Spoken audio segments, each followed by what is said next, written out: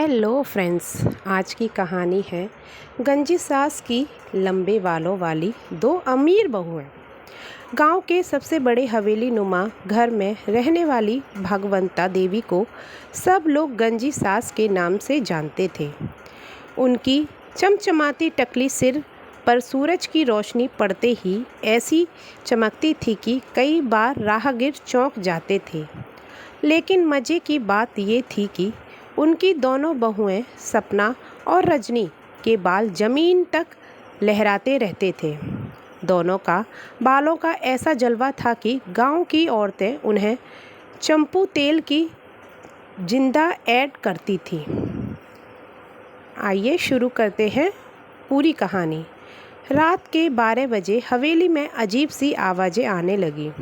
Sir sir sir. हाय राम, कौन है? सपना और रजनी डर गई।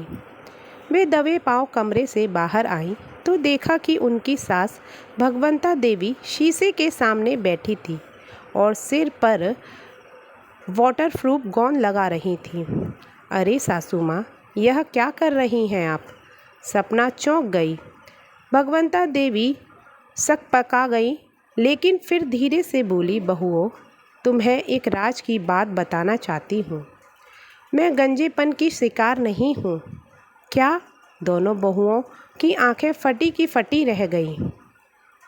भगवंता देवी ने गहरी सांस ली और बताया, दरअसल मेरी जवानी में मेरे बाल तुम दोनों से भी ज़्यादा लंबे और घने थे। मैं गांव की सबसे सुंदर लड़की मानी जाती थी। लेकिन एक बार बाबा ने कहा कि अगर मैं बाल कटवा कर गंजी हो जाऊं तो मेरे घर में अपार धन संपत्ति आ जाएगी।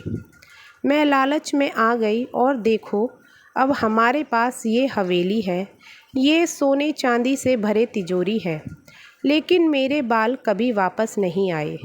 सपना और रजनी ने एक दूसरे की तरफ देखा, फिर अपनी कमर तक लहराती चोटी को पकड़ लिया। अगली सुबह हवेली में तहलका मच गया।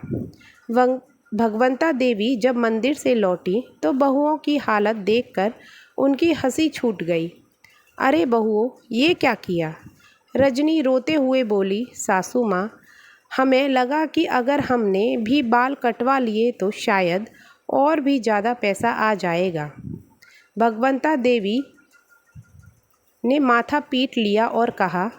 तभी हवेली का नौकर रामलाल हंसते हुए बोला, मालकिन, अगर बाल कटवाने से दौलत आती तो मैं अब तक करोड़पति हो गया होता। मेरा सिर तो बचपन से ही गंजा है। सबने एक दूसरे को देखा और फिर इतनी ज़ोर से हंसे कि हवेली की दीवारें तक हिल गईं। तो फ्रेंड्स, आज की ये कहानी आपको कैसी लगी मुझे कमेंट कर ज़रूर बताइएगा और मेरे चैनल को सब्सक्राइब करिएगा। Thank you so much.